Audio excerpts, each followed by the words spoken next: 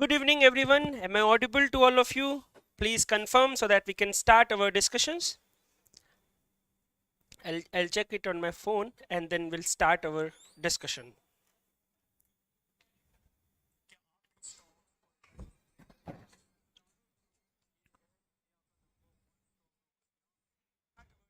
Yes, so I can hear myself.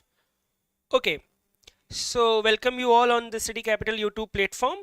And as you can see, this topic is related to UGC NET as well as CUET PG 2026 and GATE examination. In our last video on YouTube platform related to the same title, as you can see it on thumbnail, we talked about how the how this process of explaining or representing India started in Indian literature, particularly in English, how people like Stuart Mill and others have represented India, and then people like Raja Ram Mohan Roy responded to those representations, and then with the Macaulay Minute, Wood's Dispatch, and with the introduction of certain universities in India, how the three depart culture that we discuss, adopt, adapt, how it has developed throughout in Indian literature discourse. Now, coming back to what we were discussing, till the last class, I remember I mentioned about Bankim Chand Chatterjee, and that is how we ended our discussion, and we'll continue from there. So I mentioned about formation of three important universities in 1857, just after the Wood's Dispatch, and then the first graduation school, what to say, graduation batch from that university, we have Bankim Chand Chatterjee from there. So he was one of those people, first Indians to earn a degree in English literature from Kolkata University, and then he started writing in English. Now, as we were discussing in the last video again, we talked about how Victorian novels were introduced to the Indian discourses, to the Indian education system. So those who were part of the Kolkata University, they got to know about texts like Robinson Crusoe, texts like so-called Jane Eyre or Tom Jones, and especially then the Victorian text, Charlotte Bronte, Emily Bronte's writing, Dickens' writing. It was introduced to them as well, these people. So when they'll start writing, because they are the first generations of Indian novel writers, they will try to imitate that form. They'll try to imitate the content and the style of these writing style, these writing formats. So what you see in the Victorian literature in England, particularly the realistic writing, representation of society, and the linear plot, and all those things that are very typical to the Victorian setup. Now, just you think about the Victorian literature, think about the realism, think about the writings of Dickens, and that is exactly what you are going to get when you think about the Indian writing of the same time frame. So it is because they were introduced, these the early scholars, they were introduced to that particular literature, which is directly visible to our writing as well.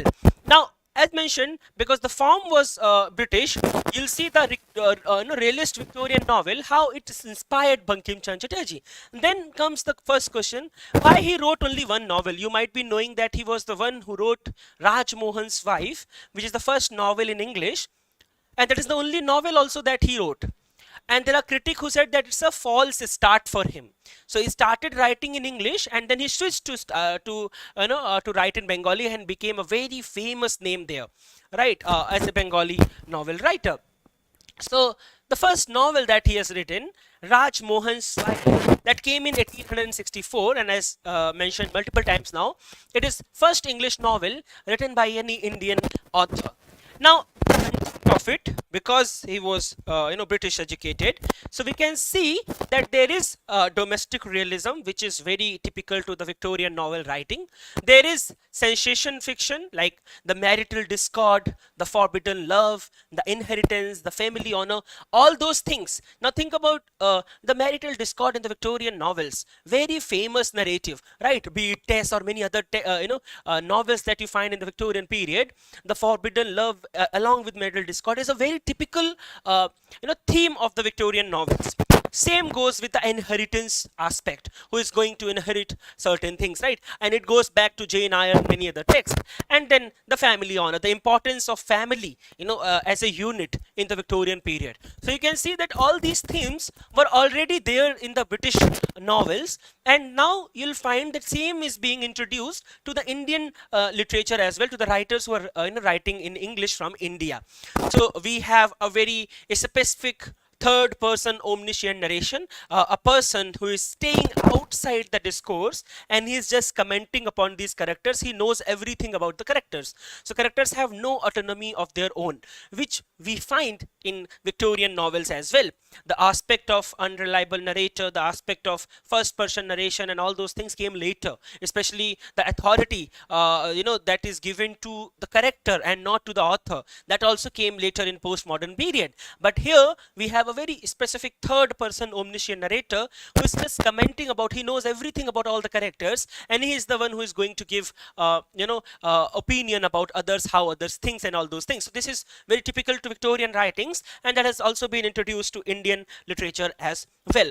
The moral dilemma, the linear storyline, right? A happened, the event A happened, then the event B happened, then the event C happened. There is no there is linearity in discourse. Now if you're an English literature student, you might know now that this aspect of non-linearity came later during the modern period in British literature, right? Especially after the World War, after writers who started writing in stream of consciousness, such as Virginia Woolf, Henry James, James Joyce, later Faulkner, and all those writers. So you got to know that this element of non-linearity in Britain, it came later in 20th century. So, and we're discussing 19th century onwards, so there is no discussion, though no linearity, even in Indian literature as well. So as it is, we have followed the first batch of the writers, they followed exactly the same setup as available from the Victorian literature. Now you see the character of the character is Matangini, and what she is doing, you'll see that she is also reminiscent of female heroines in British novels.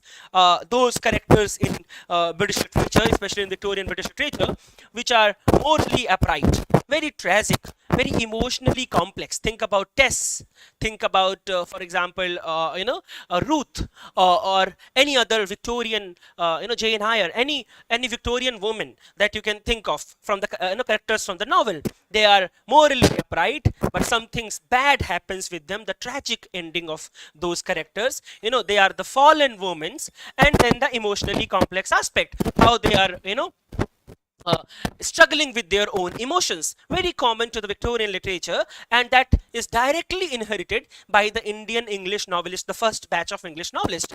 Now you see the structure, the pacing also resembles works of Collins, Bronte. So it's not just the आधा घंटा. So it's not just the content, but also not the form, but also the content is very similar, right? So they're also writing about the same thing. Even you can see that we do have Indian character, but the content is British in the context what was happening in in England in the writings Victorian novels. So that means the content and the form both are British, both are English in nature. The adopt aspect, the first in post-colonial literature, we talked about adopt, adapt, and adapt. This is the first version where we not only following the content, but not only following the form, but the content is also very similar to British narration. Now you see, because we are discussing the concept of anxietyness, because there's an anxiety to represent India, we have to represent India because we are writing Indian English novels, how we are going to do that.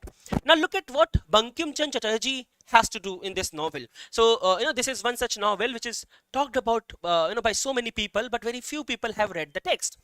Now when you'll read it, you'll find that writing in English, particularly the early writers, you'll find there is an anxiety in them because there is no authenticity, right? Authenticity nahi hai, so there is a crisis of authenticity. How to represent Indian culture? We are writing Indian English novel, so we need to represent our own culture. For example, just look at the very vague example I'll be giving you, the example of a breakfast. So if a writer from England and their breakfast is very different, but you'll have to write about your own, right? Your own breakfast if you're writing a novel from India about India. So that representation cannot talk about the the breakfast practice in Britain. So we have to develop your own culture somehow. We have to show that, we have to represent. Then now there is an authenticity issue. There is a lack of authenticity. How we are going to represent India in English, which is a very new phenomena. So we'll see the tension will emerge for the first time. We'll see how to adopt the Western literary form, the novel, but express native social realities. So you are going to talk about Indian issues, Indian social concerns, but in the form which is British. That is why Indian themes and settings, you'll have to think about that, the British novels, because you're a British educated and we are in the time frame when there is, British rule in India. So you'll have to represent India in such a way that morally and aesthetically accepted by the British people, because you are under their rule.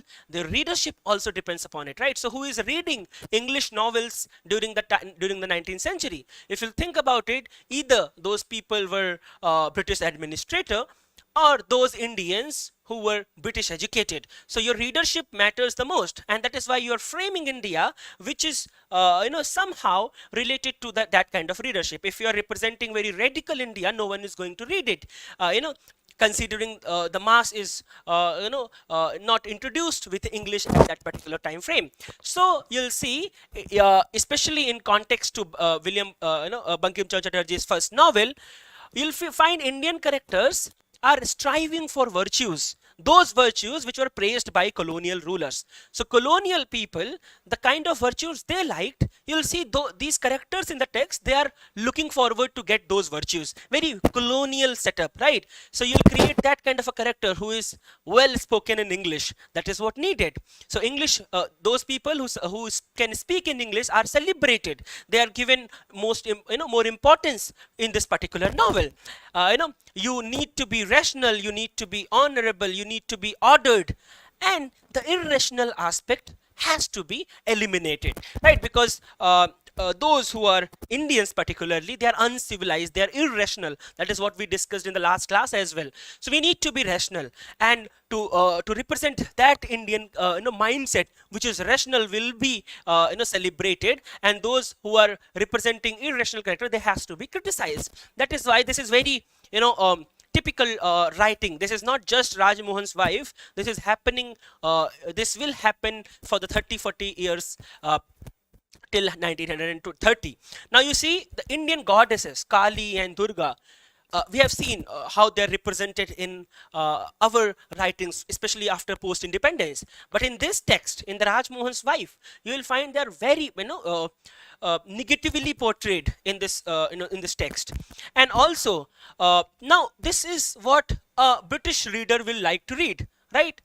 Just think about it. A person from India, would he be able to see how Kali and Durga are represented in this text? No, probably, right?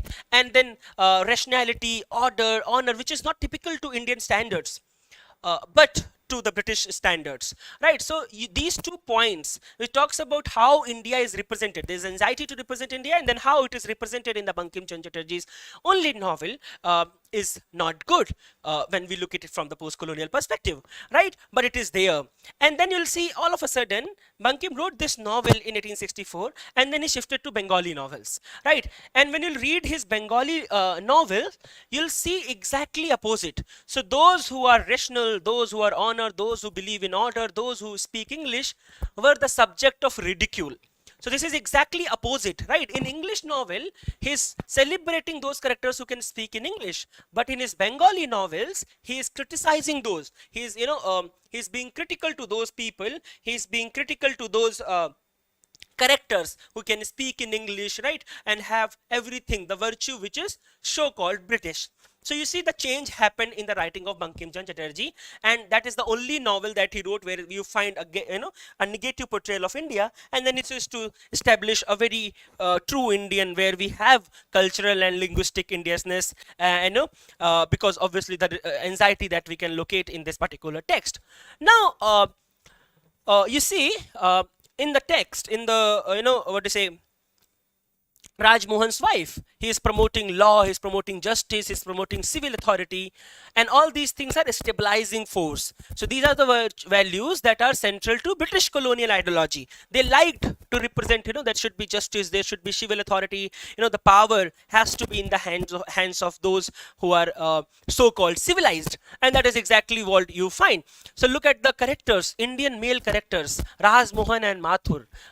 These are Indian characters in the text called Raj Mohan's wife, and they are represented as being lawless, being emotional, being tyrannical. So you can't be emotional, you have to be rational. You can't be lawless, you have to follow the law, right? While the British educated people like Madhav, he is British educated, he can speak English, so he is rational, he is virtuous. So these are Indian characters, but how they are represented is very important. You can see the colonial framework here quite visible, because the character who can speak in English is virtuous. The person who cannot speak in English, who represent true India, are lawless, emotional and tyrannical. And we are talking about Bankim Chand Chatterjee, not any British writer, but our own Bankim Chatterjee, who started writing novel in English for the first time.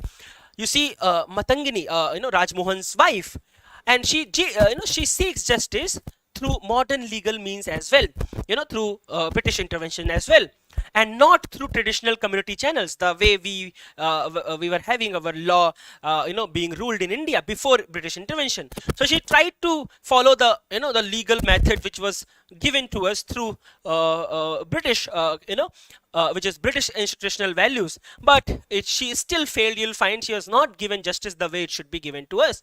So that means there were issues. The society was very patriarchal in India.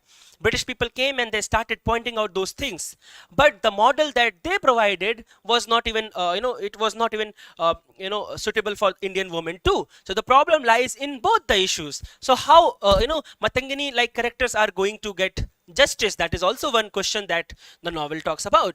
Now the moral arc of the novel, what the message that has been given to you through this novel is that order and virtue can only be achieved through British legal rational framework. Now this is exactly what we have seen in J.S. Mill's writing. Remember what J.S. Mill said: we need British intervention because people are irrational, people are inorderly, right? Indian people. So we need British intervention. We need British rule. They are going to come in India, and then only we'll get, then we'll be able to educate Indians. And this is actually the message from the text, the first Indian English novel that we read. We need to be orderly, we need to be virtuous, and this is something that we can only achieve when we'll follow the British legal rational framework. This is what Bankim Chand Chatterjee suggested from his first novel in English, Raj Mohan's wife. And very interestingly, this is the only novel where he is saying this. When he'll switch to Bengali writing, he'll say exactly the opposite. The true India, so-called true India, was is represented in his Bengali writing. All those things, order is neglected, the modern legal system is alienated, the British legal framework is neglected and criticized by Bankim Chatterjee, but in Bengali novels and not in English. And you see how he became very famous as a Bengali writer and not as a, not as an English writer. Now you see, there's a very similar writers. When he switched this aspect, from writing to English to Bengali, he is not the first one to do that. We do have Michael Madhusudan Dutt's case as well, and he did that before him, right? He was writing before, Bankim Chand Chatterjee. And if you see obviously he's very famous, another famous Bengali poet, modern Bengali poet, is known for it today. But he also started his career writing in, ironically, he also started writing in English first, and he was very captivated by it. The Captive Lady, you might be knowing that, the first few works that he has written. I remember reading one of his letters to his friend. He was very fond of Byron, and he told him that that I would like to read the biography of me by you, when I'll become a great poet in English, and I'll become a great poet in English if I'll visit England. This is what he said. And very interestingly, you'll find he visited England too. But we know him today not as an English poet, writing in English, but a poet from Bengali. So that is also very ironic, which we don't usually perceive. Now you see, he was from very wealthy families, so the elite class. That is why he was English educated at first place. he was influenced by the English education system, very influenced by the writings of poets like Byron and Milton. And in the early part of his writing in his youth, as I mentioned, this letter that he wrote to one of his friends, is very obvious that he's idolizing his, just like the British culture, because obviously he's a British educated person. So we can understand how he'll be, influenced by English. He considered the language itself as superior to Indian continent's languages, right? To all other, as a global language. And he believed that if he'll write in English, it will bring him literary fame, which actually didn't happen. He got fame, but not through English language, but through his own Bengali language. Now look at the first beginning. He wrote Captivative, he wrote Vision of the Past. They all are English, his early English writings. And you'll see, even if they're rich in imagination, you'll find they are ignored or very mildly received by the colonial literary circles, because he's writing in English, but he's talking about Indian things. He's not writing like what what Rajmohan's wife mentions, the kind of India that was represented in Rajmohan's wife. So he's using English, but talking about India. That too will not be accepted by the British people. That is why the British publishers and critics did not take this his poetry very seriously. He was not famous. People were not reading his poems, obviously, because he thought he'll be a great poet, but that never happened, because English is not our language. You'll never be accepted by those who are the masters of it. And that is why he realized that he can only accept, get acceptance, get expression through his own language and not through English. So that realization came later to him. Now, in the case of Bankim Chatterjee, he's not mentioned anywhere why he switched to Bengali. But if you'll read the Michael Masudan, Michael Masudan case, there is a sonnet, and I just like one line of that particular sonnet. I can't recall the name, where he said, "I was knocking at the foreigner's gate, but my own mother's tongue's gate was quite open." It tells you that he was knocking at the gate of English. He was wanted to write in English, when his own mother tongue was quite there. He can, he would have written in that particular language, but he chose to write in English. Pradeep, bahut din baad aapke darshan ho rahe hain. Hello Pradeep, hello Surbhi. So you see, कि कैसे he'll switch to embrace Bengali language, and obviously today he's very famous as founders of modern Bengali literature.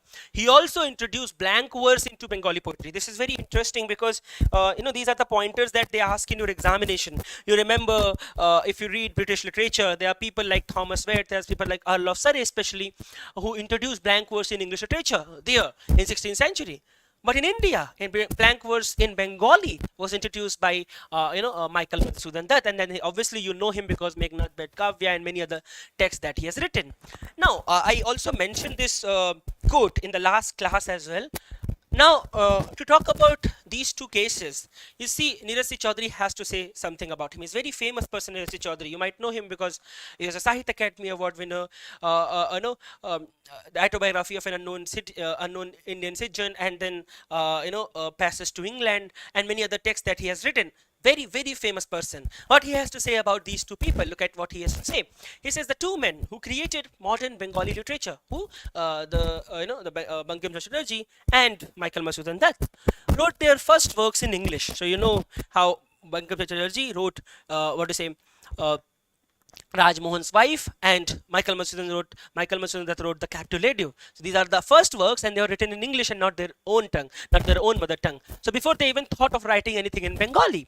Now, the creator of modern Bengali poetry, Dutt, and his poem is written in English, and the creator of Bengali fiction wrote his first novel in English. But soon they realized that this is not going to help them.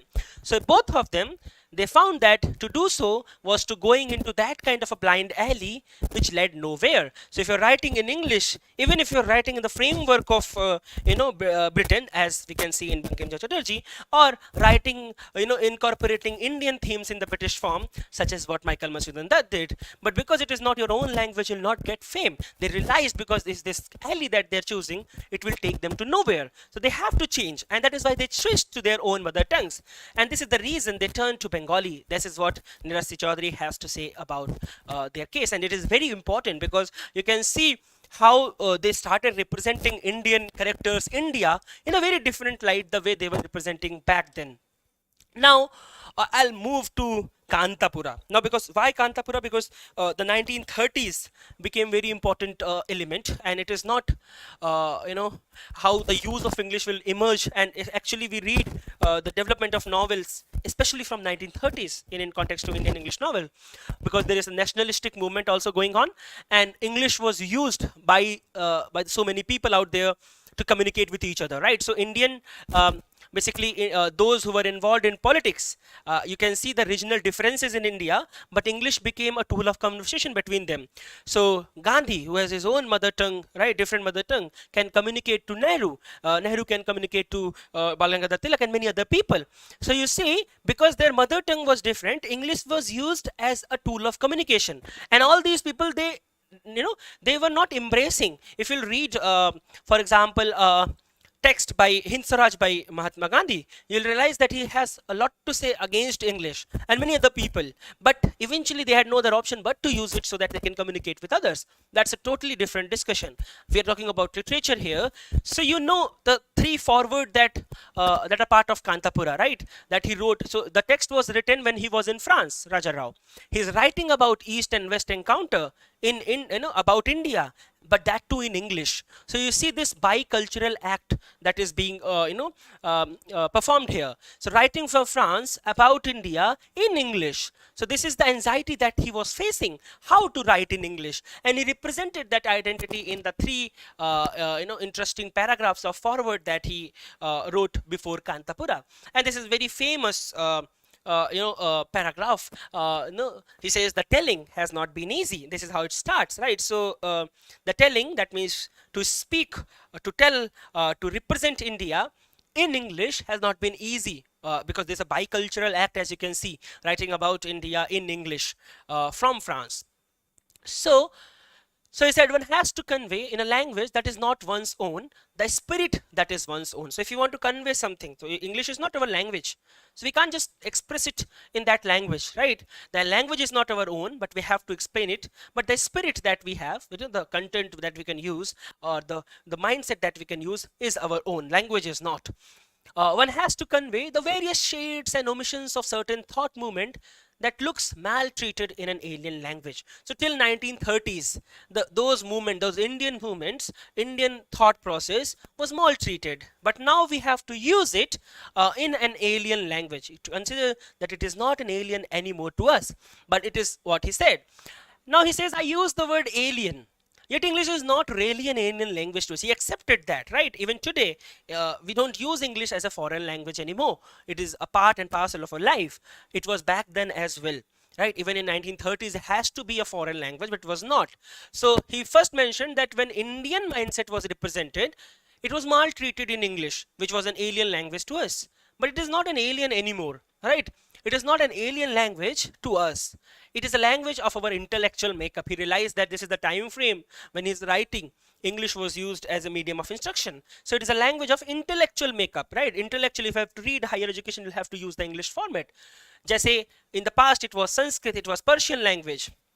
And this is not a language. English is not a language of our emotional makeup, right? So if you're feeling sad, you'll not feel sad in English. If you blubber something in sadness or in angry, it will be in your own mother tongue and not in English. So I realized that, and that is why I said we are all instinctively bilingual, right? Many of us writing in our own language and in English. So we know, because English is not our mother tongue, so we are speaking two languages if you know English. No, so we are bilingual. And there are some people who are writing their own language as well as in English. Raja Rao was writing in his own mother tongue as well as in English. And he said, we cannot write like English because it is not our language, it is not our mother tongue, and it is why we cannot write like the English.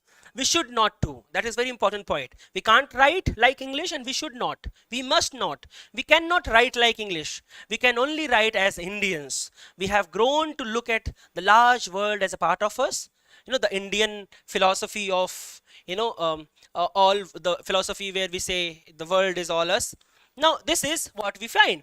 Our method of expression, therefore, has to be a dialect which will someday prove to be as distinctive and colorful as the Irish or the American. Time alone will justify it.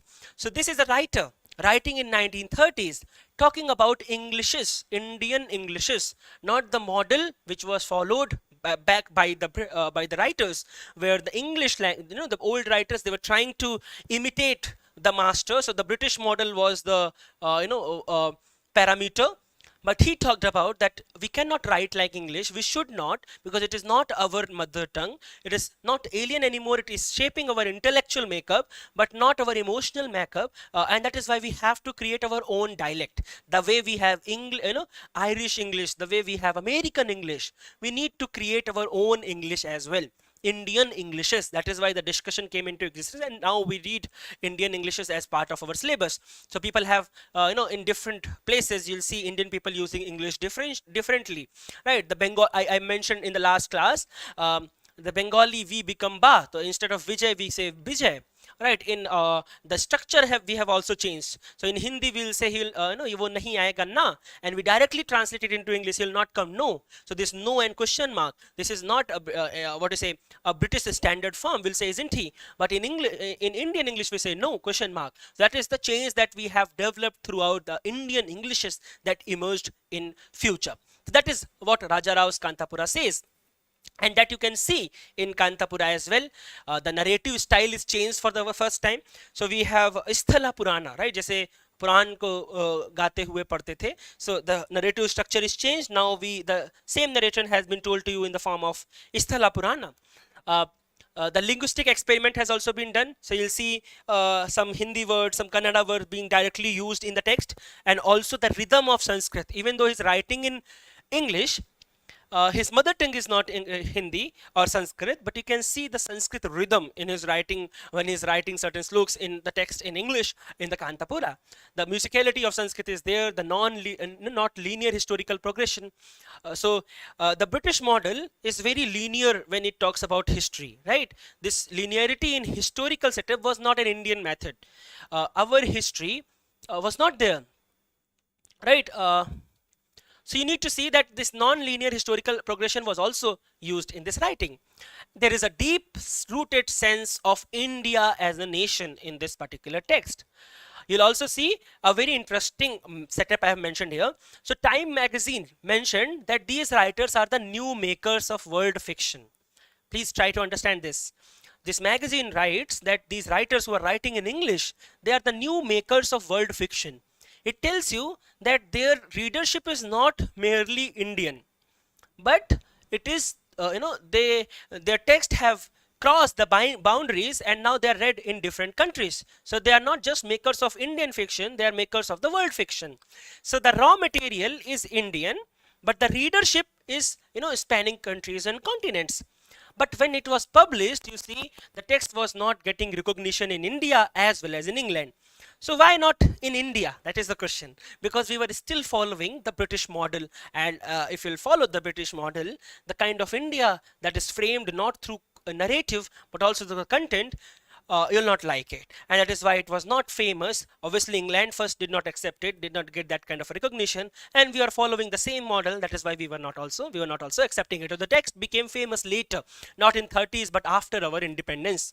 But you can see the India that is framed in this text, this played a very important role in constructing Indian of, the national identity, which is again not typical to India. We have seen in the past how texts like Crusoe, Tom Jones, Jane Eyre, Mansfield Park, the Forsyte Saga in Britain created, even the Brightside Revisited, created what is known as Britishness. Which is, the idea of Britishness was created by these texts like Crusoe, Tom Jones, and others.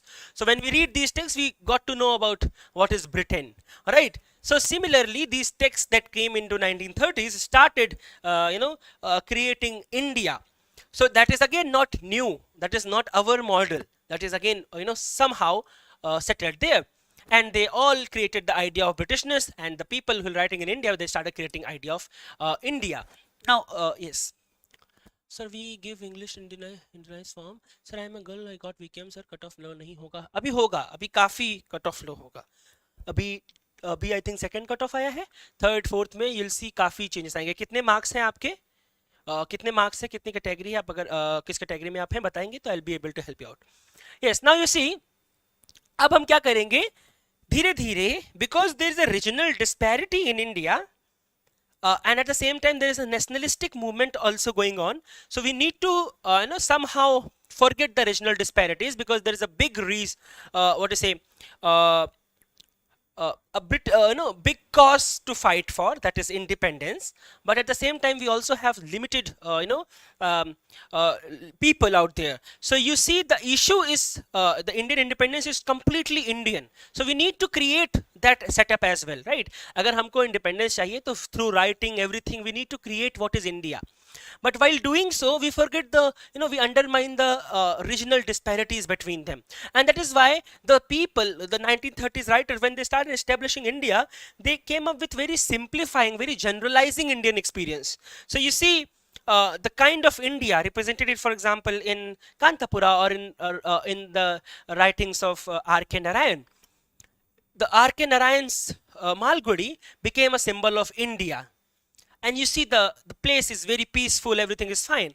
But that is not India. That is one part of India somewhere, but not the complete India. So you are undermining the Indian expression, you are undermining the Indian, what to say, experience, national experience, and you have created one type of nation, one identity of nation, which does not suit to other people. The regional disparities were actually ignored.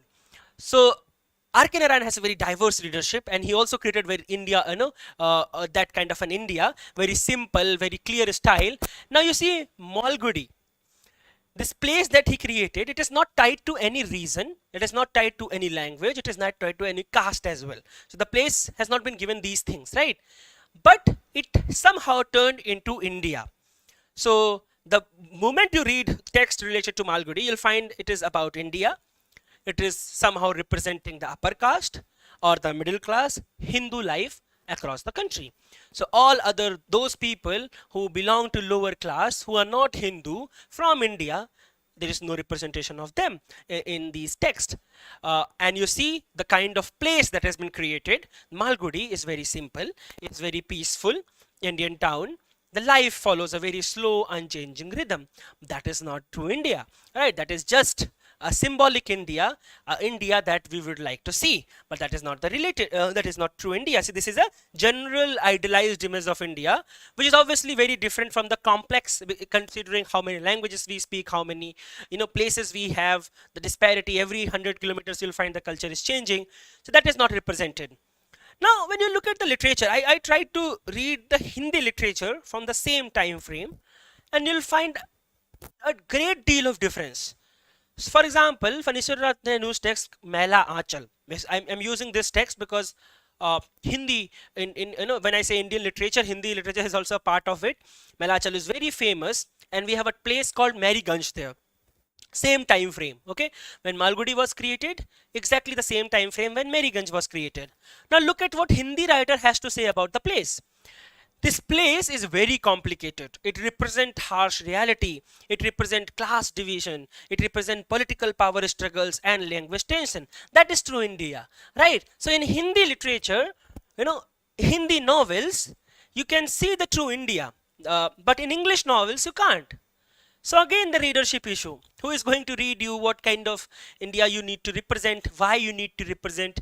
A lot of things, the anxiety, the expression has to be taken into consideration, because the novel form in India, in English, you can see, in Hindi it is very different. It is showing you exactly what is being happening in India, the caste division, the political struggles and everything that you can relate to it in India, and not in Malgudi. You'll not find that kind of a setup in Indian English novels, but you can find it in novels written in Hindi at the same time frame. So that also gives you one issue to to think about. So the older generation, the 1930s, 1940s writers in English, you'll see they were not thinking about the regional disparities, rather they were thinking about the pan-Indian issues. So if you'll see the first few novels, around 30 years, 40 years novels, you'll see this is all that they can talk about. So they are talking about national independence movement, especially 1930s. You can read so many novels where Gandhi is directly or indirectly present. The partition and the trauma of partition till 1950s. The clash between the tradition and modernity, right? The traditional India and the Western India. So the the emergence of both and how we are going to discuss that. The East and West encounter, right? Like you can see in the serpent and the rope. The decline of joint families in India, as well as the women operation. This is all which is typical Indian, right? This is not regional issue. This is an issue that you can find everywhere in India, and that is the only content that you will find in Indian writing in English. If you'll see novels till 1960s, this is all we find. There is no other theme that you can locate till 1960s.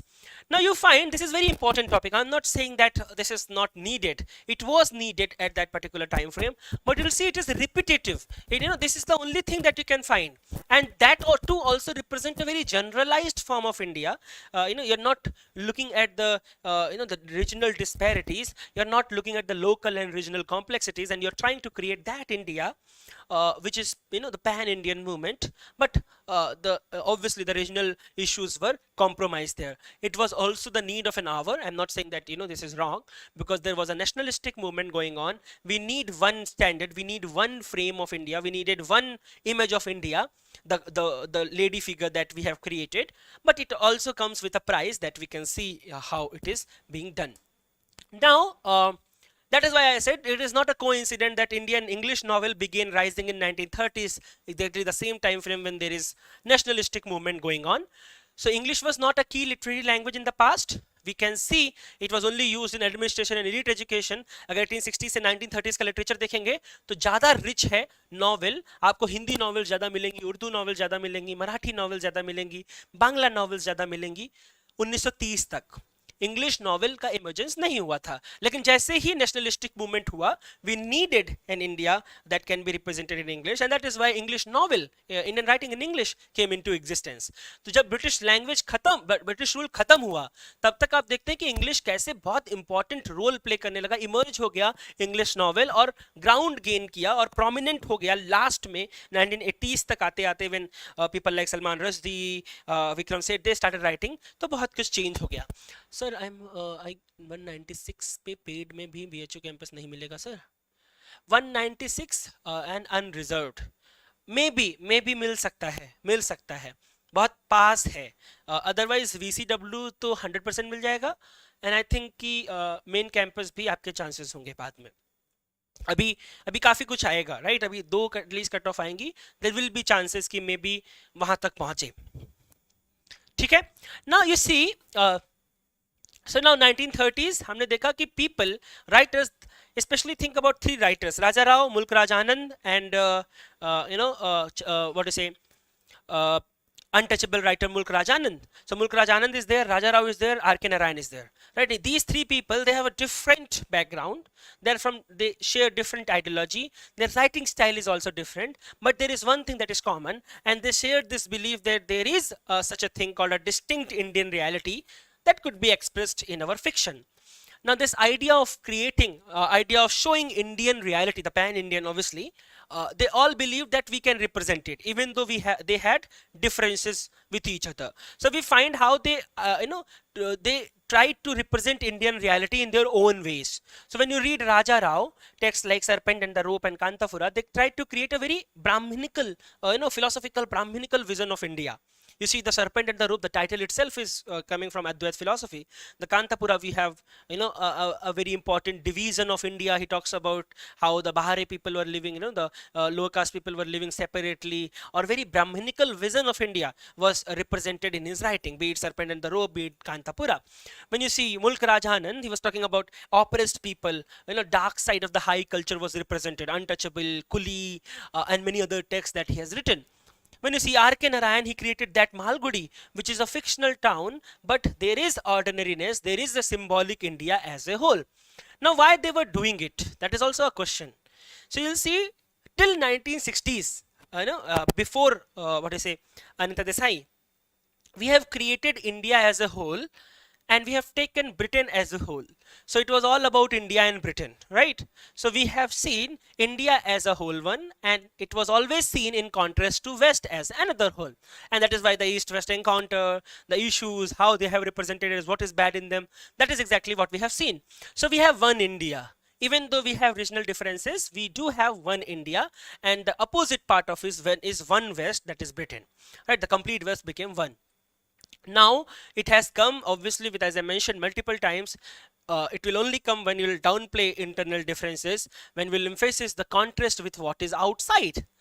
So in contrast with what is outside, what is this outside? The West is the outside. So you can only represent India when you have something outside of it, and that till 1960s was Britain, right? So that will change obviously when you'll see the writings of Anita Desai, Nayantara Sehgal, Arun Joshi. It changed drastically. So till people like Raja Rao, Malk Rajanand and all their writing, it was all social problems, it was all India as one. But when we'll read Anita Desai especially, you'll see it is about individual, right? The human psyche, how individual characters human psyche is working. So it is no more about the society, it is no more about the social concern. There is society there, but Anita Desai started exploring the human psyche, individual psyche, which is different from from the writings of the past. So the change came later in 1960s. The idea of West as a whole and East as a whole changed in 1960s with the writings of Nayantara Sehgal, Arun Joshi, and especially Anita Desai. If you'll see 1970s, it was very uneventful in context of Indian writing in English. We do have Shashi Deshpande writing there, the only writer who emerged in great what to say importance in Indian writing in English novels. In 1980s, there is a dramatic revival. So you'll see the expression, creativity, visibility very much visible in Indian writing in English, especially in novel. So you have Midnight Children, which changed everything. Not just the way we were looking at the language. So the language uses also changed, the nation, history, storytelling, everything changed radically. He used magic realism, So the development of Salim Senai, from his life from partition to emergency, is a development of India. So the history also changed, the way it is represented is changed, the language is changed, imagination, magic realist, everything which was not there in Indian writing, creative, was used, was performed by people like Salman Rushdie. So he became a parameter, he changed everything. Now I'm trying to suggest this concept of third word cosmopolitanism here, right? So when I say third word cosmopolitanism, this is a term coined by Timothy Brennan. Please remember, if you're preparing for UGC NET examination, this is a very important point. Now, Timothy, what Timothy Brennan mentioned, that these are the third word cosmopolitans are those writers who are globally visible, right? Who have received global recognition, like Salman Rushdie. Right, they come from non-Western world, as you can see, and then they are well received by Western critics and readers. So they have they have accepted these writers. The Britain has accepted these writers. You see, there's I always talk about the Eurocentrism of certain awards that we have. So why Arundhati Roy, for example, was awarded with Booker Prize. Like for example, text like The White Tiger is awarded with Booker Prize. So if you'll see the India that is represented in these two texts, The God of Small Things and The White Tiger, you'll realize that more or less it is against the traditional India. It is radical, and it is somehow accepted by the British audience, right? So the poverty in India, if you'll represent that, you will be given recognition. If you'll talk about the love wars in India, something, you'll talk about the negative aspect of India, society, the world, the West will accept you, right? So that is the criteria. So you're the part of the third word cosmopolitan because you are representing India. You're representing the bad qualities of India. I am not saying that poverty does not exist in India. It does, but only that text is given recognition, which talks about in great detail. Which talks about, for example, the love issues, the love wars of Kerala was represented by Arundhati Roy in The God of Small Things. She was awarded with the Booker Prize. The same goes with the text called The White Tiger. So you realize that you need to receive that Western recognition for your writing. So that happened with Salman Rushdie. That happened with Mukherjee, that happened with Gabriel Garcia Marquez, Walcott, but you'll see it will never happen to people like Chinua Achebe and Thiago and Soyinka. So you understand why Achebe is not a third world cosmopolitan, why Soyinka is not a third world cosmopolitan, why, for example, in Indian context, Arvindo, sorry, Ghosh is not a third world cosmopolitan. So you need to be accepted by the Western critic, and that is only going to happen when you'll represent your nation in such a way that they want to be represented, right? So what makes someone a third world cosmopolitan is not the reason from where they are, it's not their origin. So you're not third world cosmopolitan if you're from India, right? But you'll also need to focus that there is a mastery over the metropolitan meta language of English, right? So only those who fit the aesthetic and thematic expectation of Western audience, what Western audience wants to see, what Western audience wants to read, they are only part of third world cosmopolitans. So if you'll write Things Fall Apart and you're criticizing the British intervention there, you'll not be accepted. If you're writing a text which is too much Indian, criticizing the British, you'll not be accepted. And that is why those texts were not given recognition. There is a politics behind it. Now look at the Bhasa literature. Now, when I say Bhasa literature, the term has been used by a text called After Amnesia. Very, very important text. If you are a UGC net aspirant, you'll have to read the essay called After Amnesia, where the other literature, not from English, but from other languages, is known as Bhasha literature. Now, why there's a difference? So you see, in Indian English novel, colonialism was a very important topic. The West want you to talk about colonialism, but what Indian writings are doing, Hindi, Bengali and all those things, they do not treat colonialism as a very dominant theme in their writing. तब हिंदी पढ़ेंगे तो colonialism पे बहुत ज़्यादा text नहीं मिलेंगे आपको, उर्दू में नहीं मिलेंगे, पर इंग्लिश में मिलेंगे. तो वो क्या बात कर रहे हैं? आप अगर हिंदी का लैंग्वेज देखेंगे, there are so many texts about partition, about caste hierarchy, about internal dislocations, about social operations. So what the world will accept, they want to be talked, they want that there is a need to be discussion about colonialism, which we are catering through English novel. But the Bhasha literature talks about partition, not colonialism, talks about caste hierarchy, not colonialism, talks about issues which are very typical to Indian. They are discussing those issues. But Western literary system obviously values things like cultural hybridity, experiences of exile, displacement, rootlessness. This is what they will accept. So if you'll talk about कि आपका identity break हो गया, true Indianness खत्म हो गई and you became hybrid, if you'll talk about it, they'll like it because this is what they have done, right? They wanted you to be hybrid. We are no more. There's a term called neo-colonialism, which we have to read if you're a net aspirant. So neo-colonialism says that colonialism through different means. So linguistic imperialism, for example, I'm speaking to you in English. We are reading English in our, English became a very important language for globalization purposes, for trade purposes, for, so many other reasons. That is what they want. So they are ruling through different means. Maybe it is not, rule through army, but it is rule through language, it is rule through culture, it is rule through tradition that they have developed within us. So that is what they want to see. You see, Michael Ondaatje, very, very famous writer, right? Michael Ondaatje wrote The English Patient, which was awarded with Golden Booker Prize in 2018. So you can understand the importance of that particular text. And the character, because he's talking about identity crisis, he's talking about those characters who does not fit into their national categories because of the colonization. So he, to cater, why he is given, you can understand why he is given a Golden Booker Prize. So he called his own characters as international bastards. They don't have their own, identity as such. So Michael Ondaatje, writer who became very famous recently after 10 years back, he called his characters international bastards. You see, Bharti Mukherjee, born in India, writing from America and then shifted to Italy as well. And you see how this linguistic diversity, right, or this differences in places from India, then America, this shifting, this multicultural identity that she has created, no more Indian, that is also celebrated by Bharti Mukherjee. And if you'll see people like, Amitabh Ghosh and others, they'll change it. Now, Midnight Children, as I mentioned, this is a watershed movement in literature, in English literature, because there's so much difference. This writer, Salman Rushdie, got the international success.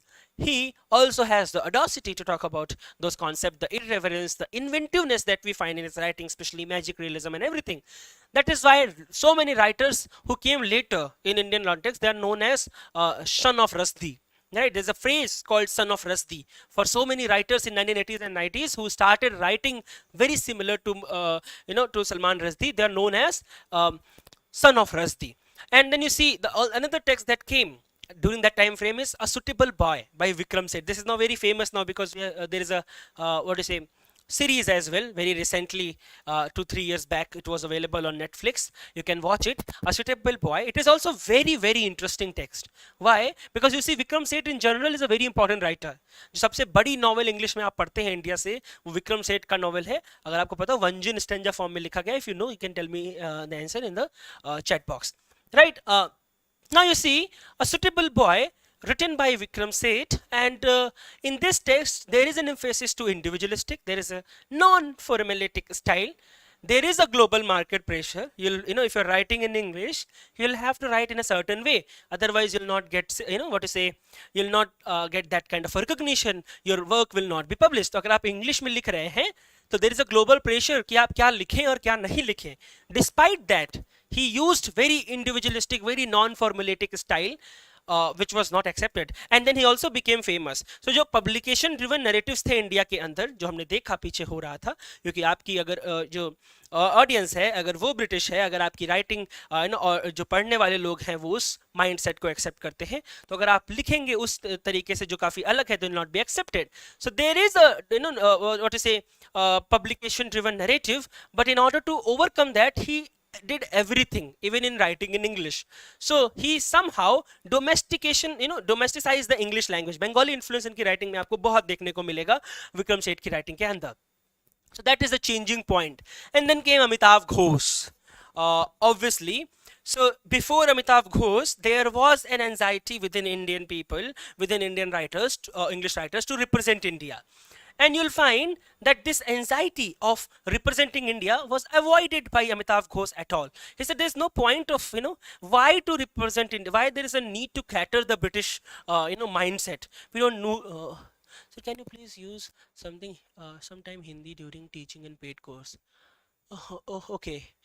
We are reading English literature, but yes, I try to incorporate Hindi as well in our discussions. I'll try to do that. Okay. So you see, when you read Amitav Ghosh and when you compare him with the writings of the past, as we have seen the development from 1860s to 1970s, there was a great deal of influence. There was a need to represent India. Mulk Raj Anand, Raja Rao, R.K. Narayan, and many others till 1970s, they were representing India because there's an anxiety to represent India. But that changed with Amitav Ghosh. Right, so you see, कई सारे writers हैं अमिताभ घोष के पहले जिनको मार्जिनैलिटी पे लिखना ही था, हाइब्रिडिटी पे लिखना ही था, अदरनेस पे लिखना ही था, क्योंकि British people will like it ना, western audience will like if you write about marginality, if you write about hybridity, if you write about otherness, how India was treated like that, how we are hybrid. अगर आप ऐसे लिखेंगे then only you will be recognised in the western world. This was the anxiety. That is why you have to represent India, you have to represent marginality, hybridity and otherness. Ghosh said no. He said no to this narrative. और ये जितनी भी location और authenticity को लेके anxiety है सबको छोड़ दिया. He operates without these things. तो अगर आप इनके टेक्स्ट पढ़ेंगे तो ये वेस्ट को ना ही एक्सप्लेन कर रहे हैं और ना ही इम्प्रेस कर रहे हैं जो बाकी सारे राइटर्स करते हुए आ रहे थे. They are writing to explain the West, the anxieties of how they have treated us, or they are trying to impress West by writing the narrative which is very similar to them. So this is all that we have seen in the past. The English literature in English, basically novel in English, was trying to impress the West or trying to explain the West, the trauma that they have incorporated in Indian writing. But Amitav Ghosh said no to these narratives, and ये जो segmentation है first word और third word category का, उसको इन्होंने criticise किया, इस segmentation को एक्सेप्ट नहीं किया. We are not the third world, right? When you say third world, तो that means we are not the first.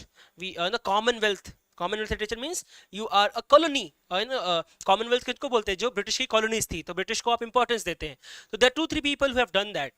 You see, Salman Rushdie wrote Commonwealth literature does not exist, a very important essay. right? He talks about chutneyfication. Amitav Ghosh, when he was awarded with an एक paper में इनको third word Commonwealth literature का writer बोला गया, he protested against it. He writes so many texts about not accepting this binary, not accepting this division that was imposed on him. So he is one such person where India is not constructed as metaphor anymore, which we have seen in the past, but he inhabited it as a lived reality, which was not the case in the past novels. Now this is what will continue from here. So there will be people who will be influenced by writings of Ghosh or writings of Salman Rushdie, or then the development of popular culture and everything that we can find in Indian literature. That is all I need to say about the development that have happened after 1980s. I'll take a different section session for that, how the novel have moved beyond these two binaries and moved into the realm which Amitav Ghosh is talking about in his narratives. Okay, this is all for now. I'll suggest you to read two texts. They're very important if you're applying, for if you're preparing for UGC NET. Sir 196 unreserved category girl में compass paid seat में भी possible होगा या नहीं? I already replied to you, Aditya. There are chances कि आपका हो जाए, but you'll have to wait for two cut offs, because अभी दो आई हैं, तीसरा चौथा आएगा. अभी बहुत सारे जो कट ऑफ्स अभी एग्जिस्ट करें जो अभी आई हैं उसमें, क्योंकि DU में JNU में बच्चे ऑलरेडी एडमिशन ले चुके हैं तो वो उनको ड्रॉप कर रहे हैं. तो जो BHU वाली सीट्स, जिनको BHU के स्टूडेंट्स जिनको मेन सीट पे मिल गया है वो BHU सीट में शिफ्ट हो रहे हैं. तो it will take 1 or 2 more cut-offs and probably you'll be able to get a seat in the main campus with 196. I'm not sure, but there will be chances. Maybe you'll be getting admission here as well. Okay, in the main campus. Okay, now the two books that I am suggesting here, one is The Perishable Empire and another is The Lie of the Land. I'll tell you honestly, Indian English literature से इतने सारे questions आ रहे हैं, और English कैसे introduce की गई, English ने nation को कैसे form किया, identity को कैसे form किया, ये सारी चीज़ें आपको दिखेंगी और ये बहुत important हैं पूरे discussions में. तो चाहे वो गायत्री लक्ष्मी की text हो, चाहे वो आपके मीनाक्षी मुखर्जी का text हो, चाहे राजेश्वरी सुंदर का text हो, बहुत से और लोग हैं जिनके टेक्स्ट हैं, वो बहुत इंपॉर्टेंट टेक्स्ट हैं. तो obviously we can't read everything here, so I'll suggest you to read this text. There's a text called The Perishable Empire. It's an essay collection. Meenakshi Mukherjee के बहुत अच्छे essays हैं उसके अंदर, especially दो एसेज अगर आप पढ़ेंगे उस टेक्स्ट के अंदर से, तो आपके जो डिस्कशंस हमने यहाँ पे किए हैं वो बहुत अच्छे तरीके से क्लियर होंगे. तो you can read essay like Nation Novel Language. You can also read The Anxiety of Indianness from The Perishable Empire. And similarly, there's a text called The Lie of the Land by Rajeshri Sundararajan. Again, very important in context to Indian writing in English and how English is introduced to us in India. And there's a last essay in it, Landmarks in Official Educational Policy, Some Facts and Figures. अगर आप देखेंगे इस बार का net examination, there were around 2 questions from the official, the development of English education in India and in the colonies. So this is not only going to help you in paper 1, but 100% they're asking questions from the landmarks in paper 2 as well. So that is also very important chapter that you can read from the Rajeshwari Sundararajan's text called The Lie of the Land. So it is up to you whether you want to read it or not. I am just suggesting if you like it, you can read it. Otherwise it's up to you. Okay, thank you so much for joining us. Sir, paid class कब से start होगा? We'll start the batch from the last week of July, so probably from 26th or from 27th July. That is, I think, 5-6 days later we'll start our batch. Thank you so much. Yes sir, is Saltha Indian literature. Yes, okay, ठीक है. So I'll take your leave now. Maybe someday we'll meet again here and we'll be discussing the post 1980s development of Indian writing in English in some other class, obviously. For now, I'll take your leave, and if you want to join the batch, it's already going on for the UGC NET and for the CUT-PG as well. Thank you so much. You can visit the app and for that inquiry, and bye-bye.